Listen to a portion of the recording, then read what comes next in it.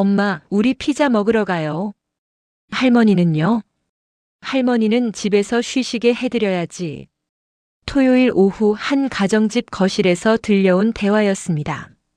아이들은 신나게 신발을 신고 부모는 차키를 챙기며 현관문을 나섰습니다. 그 순간 안방 문틈 사이로 한 분이 조용히 그 광경을 지켜보고 계셨습니다. 바로 여든을 바라보시는 할머니였습니다.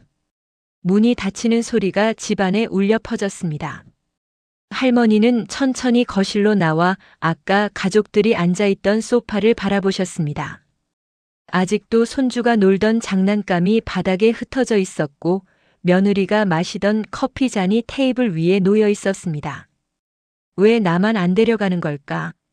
할머니의 목소리는 빈집 안에서만 맴돌았습니다. 혹시 여러분 가족 중에도 이런 분이 계시지는 않나요?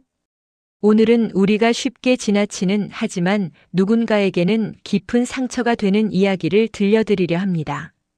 할머니는 창가 쪽으로 천천히 걸어가셨습니다. 무릎이 좋지 않아 한 걸음 한 걸음이 조심스러웠습니다. 커튼을 살짝 젖히자 주차장으로 향하는 가족들의 뒷모습이 보였습니다. 손주들은 깡충깡충 뛰어가고 있었고 아들 내외는 손을 잡고 걸어가고 있었습니다. 저 아이들이 얼마나 좋아하는지 아는데. 할머니도 피자를 좋아하셨습니다.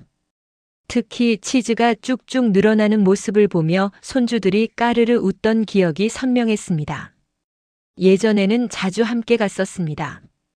할머니가 손주들 옆에 앉아서 피자를 작게 잘라주시고 음료수가 쏟아질까봐 컵을 받쳐주시던 그때가 있었습니다. 하지만 언젠가부터였을까요? 할머니 오늘은 집에서 편히 쉬세요라는 말이 자주 들리기 시작했습니다. 처음에는 진짜 쉬고 싶어서 그러려니 했습니다. 두 번째도 괜찮았습니다. 그런데 세 번, 네 번 이제는 아무도 묻지 않게 되었습니다. 할머니는 부엌으로 향했습니다. 냉장고를 열어보니 어제 남은 반찬들이 있었습니다. 작은 밥그릇에 밥을 담고 김치 몇 조각을 꺼내 놓으셨습니다. 식탁 한쪽 구석, 평소 할머니가 앉으시던 자리에 홀로 앉아 젓가락을 들었습니다. 맛있겠다 피자.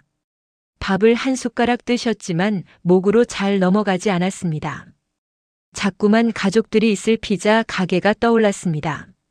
환한 조명 아래서 웃고 떠드는 가족들, 치즈 향기가 가득한 따뜻한 공간, 손주들의 행복한 얼굴 할머니는 그곳에 없었습니다. 손주들의 행복한 얼굴 할머니는 그곳에 없었습니다. 식사를 마친 할머니는 설거지를 하시며 창밖을 바라보셨습니다. 이제 해가 기울기 시작했습니다. 가족들은 아마 지금쯤 피자를 다 먹고 디저트를 고르고 있을 거라고 생각하셨습니다. 내가 불편한 걸까? 할머니의 마음속에는 자책감이 스멀스멀 올라왔습니다.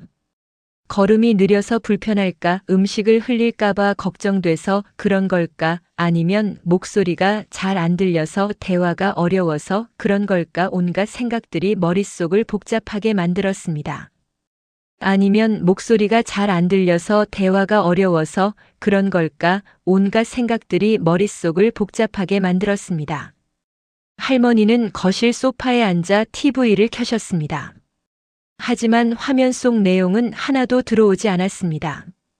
그저 시끄러운 소리로 빈집의 적막함을 채우고 싶었을 뿐이었습니다.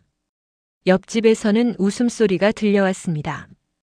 아마 온 가족이 모여서 저녁을 먹고 있는 모양이었습니다. 할머니는 무심코 그쪽을 바라보셨습니다.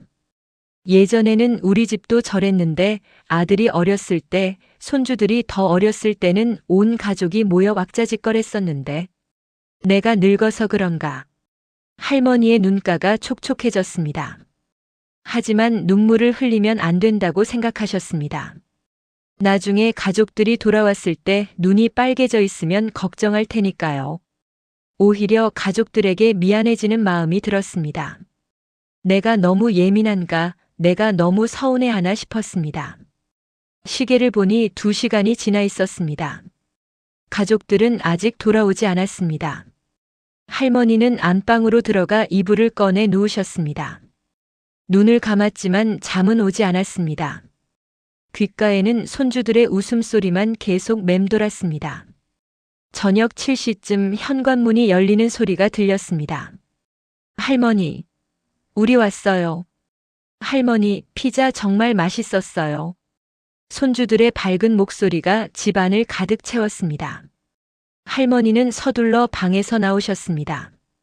얼굴에는 미소를 지으셨지만 그 미소 뒤에 숨겨진 서운함을 아무도 눈치채지 못했습니다. 그래, 많이 먹었니? 네. 엄청 맛있었어요. 치즈가 이만큼 늘어났어요. 손주는 양팔을 벌려 과장되게 표현했습니다. 할머니는 그 모습을 보며 웃으셨지만 마음 한쪽은 무거웠습니다. 나도 그걸 보고 싶었는데. 며느리가 다가와 말했습니다. 어머니, 편히 쉬셨어요? 우리 때문에 피곤하실까봐 그냥 다녀왔어요. 응, 그래, 나는 괜찮아. 할머니는 고개를 끄덕이셨습니다. 하지만 그 말 속에는 나도 가고 싶었어, 나도 함께하고 싶었어 라는 말이 숨어 있었습니다. 하지만 그 말은 끝내 입 밖으로 나오지 못했습니다.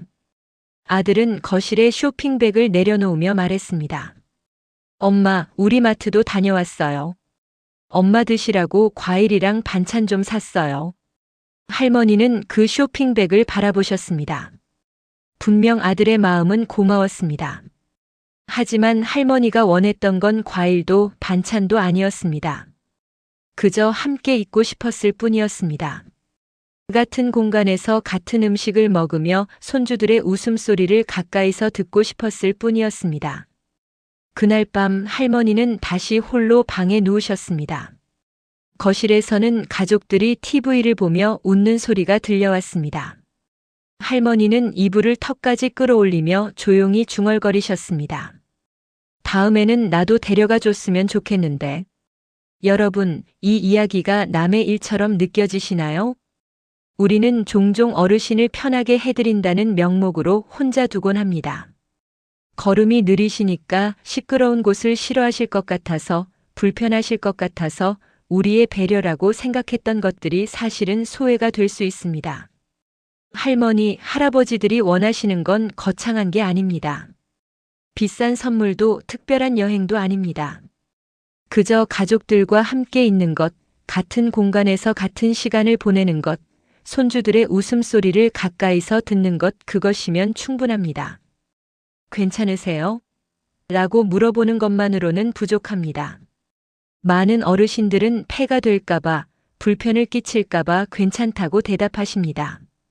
하지만 그 괜찮다는 말 뒤에는 사실은 가고 싶다, 함께하고 싶다는 마음이 숨어 있을 수 있습니다. 피자 한 판의 문제가 아닙니다. 이건 함께하는 시간, 소속감, 가족으로서의 연결에 관한 이야기입니다. 누군가 혼자 남겨진다는 건 단순히 물리적으로 떨어져 있는 게 아니라 마음으로도 멀어지는 느낌을 받는다는 것입니다.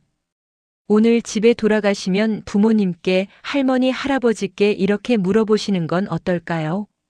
다음에 우리 같이 나가요. 함께 가셔야 제가 더 좋아요. 시간은 기다려주지 않습니다. 지금 함께 할 수 있을 때 함께 해야 합니다. 나중에 후회하는 것보다 지금 조금 불편하더라도 함께하는 게 훨씬 소중한 기억으로 남을 것입니다. 할머니의 빈자리는 단순히 식탁의 한 자리가 아니라 가족의 온기가 사라진 자리입니다.